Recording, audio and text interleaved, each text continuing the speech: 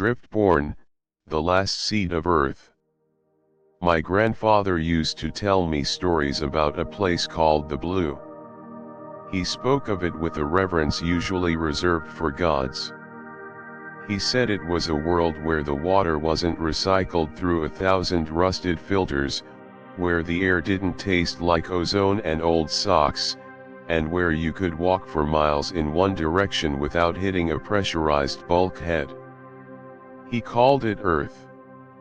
To me, and to everyone born in the last century, Earth is just a ghost story. A legend we whisper in the dark to forget the hunger, the radiation burns, and the bone-deep cold of the void. The reality is the drift. Imagine 3,000 ships, ranging from massive, crumbling ore freighters to tiny, pressurized tin cans, all tethered together by magnetic grapples and hope. We are a nomadic graveyard, drifting through the cracks of the galaxy. We are the scavengers, the vermin of the stars. While the great empires like the Orion Syndicate built shining citadels on terraformed paradises, humanity lives in their trash. We sift through their debris, we mine the asteroids they find too small to bother with, and we trade our sweat and blood for a few extra hours of oxygen. My name is Kael. I'm a scrap diver. In the social ladder of the drift, I'm at the very bottom. My job is to suit up, jump into the vacuum of a debris field, and tear the copper and silicon out of the guts of dead starships. It's a short life. The radiation usually gets you by 30, or a loose piece of shrapnel punctures your suit before then. But yesterday, I found something that doesn't belong in a graveyard. I found a way to stop running. I was diving in the gravel sea, a dense, treacherous field of wreckage left over from a syndicate border war that happened before I was born. It's a dangerous place. The gravity wells of the debris make navigation a nightmare. But my sensors, a jury-rigged mess of salvaged parts, picked up a frequency that shouldn't exist. It wasn't the harsh, digital chirp of syndicate tech or the low-frequency thrum of our own junk. It was a melody. A clean, mathematical sequence that felt ancient and warm. I followed the signal into the hollowed-out hull of a Precursor dreadnought. This ship was so old its metal was turning to a strange, fine dust. Tucked deep inside its skeletal ribs, protected from the cosmic rays, was a small, pearl-sent vessel. It didn't have thrusters, cannons, or even a bridge. It looked more like a giant, iridescent sea than a spaceship. When I touched it, the airlock didn't hiss with the violent decompression I was used to. It sighed. Inside, the environment was impossible. It wasn't freezing. The walls glowed with a soft, bioluminescent light, and the air, it smelled like damp earth and blooming jasmine. Sense I'd only ever experienced in the memory libraries of the drift. In the center of the cabin sat a pedestal, and on it, a holographic projection of a world being born.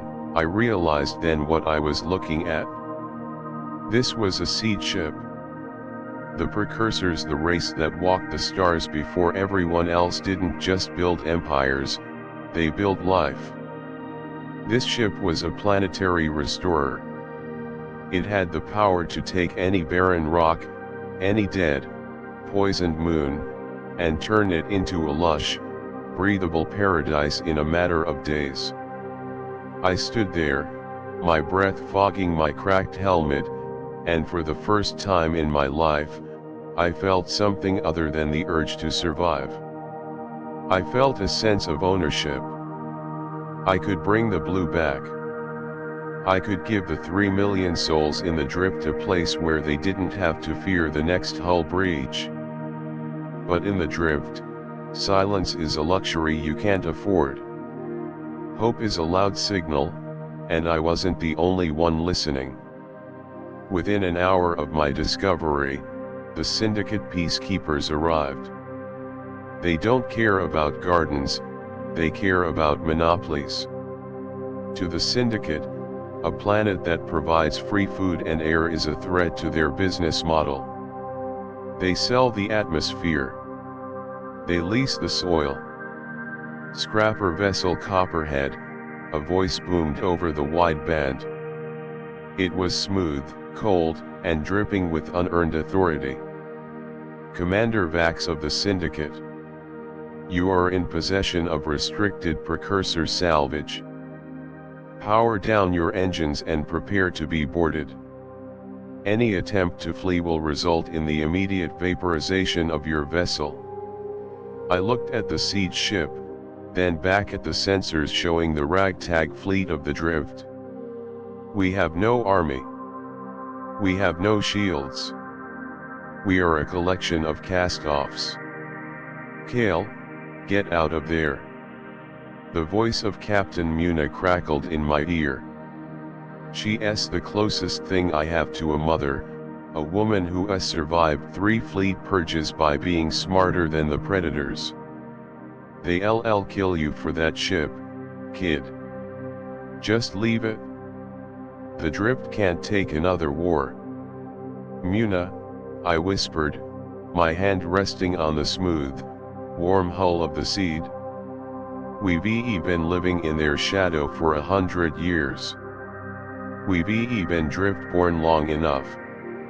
Don't you want to see what a real tree looks like? I didn't wait for her answer.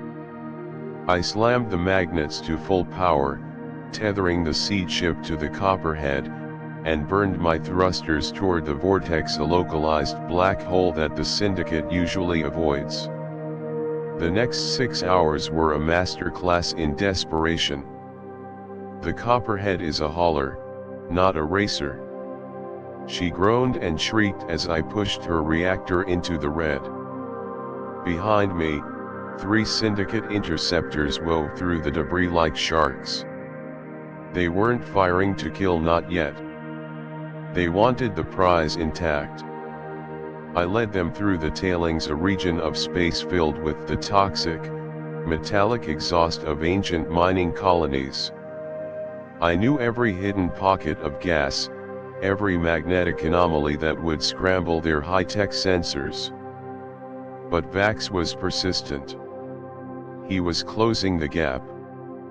You're a scavenger, Kael, Vax's voice returned, now tinged with annoyance. You're a parasite.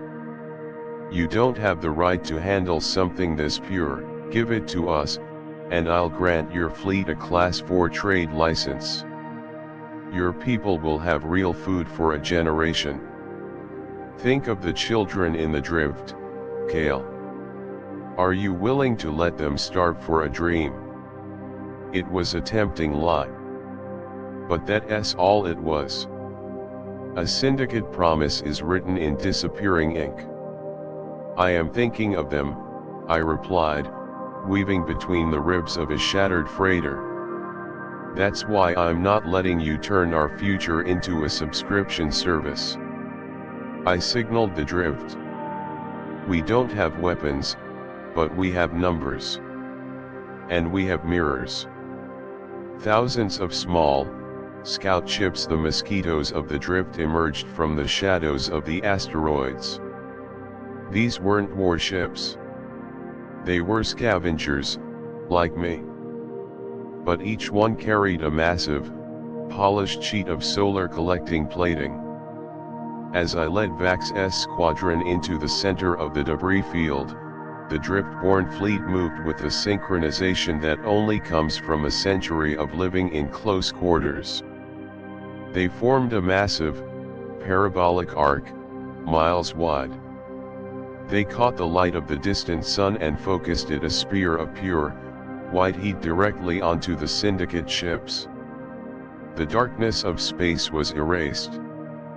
The Syndicate's shields, designed to deflect kinetic rounds, buckled under the raw thermal load.